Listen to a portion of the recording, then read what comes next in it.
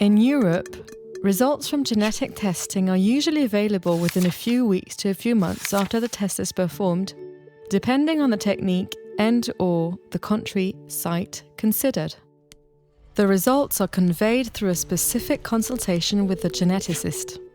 In the case of Victor, exome sequencing revealed a CDK13 variant that has already been published in the literature as pathogenic. This could explain Victor's symptoms and enables reassurance to be given to his mother through genetic counselling. A prenatal diagnosis could be offered for the recurrence risk of 1% for a future pregnancy, limited to the risk of germline mosaicism.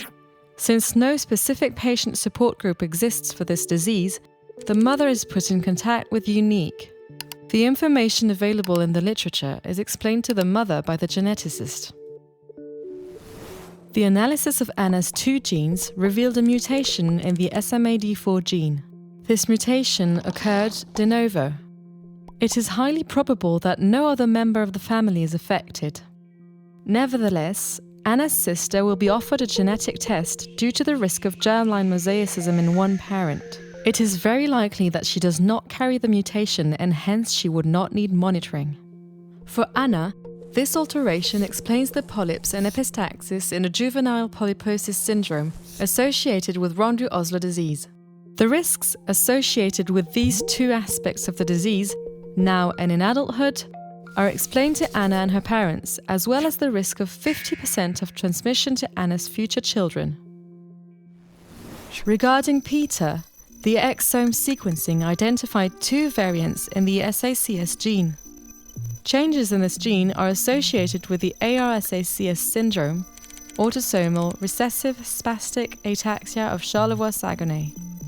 This is an autosomal recessive disorder responsible for spastic ataxia. This is very congruent with Peter's phenotype.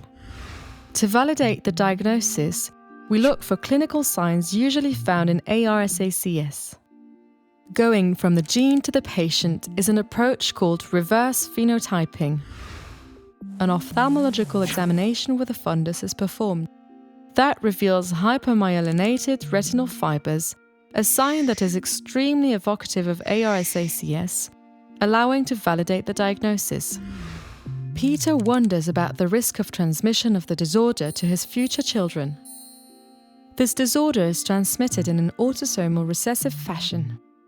So, to transmit the disorder to his children, the patient's wife would need to also carry a pathogenic variant in the SACS gene. Peter's wife originates from Quebec, a region of high prevalence for this disease. She can be offered genetic screening. A prenatal diagnosis, once she's pregnant, could be offered only if she also carries an SACS pathogenic variant.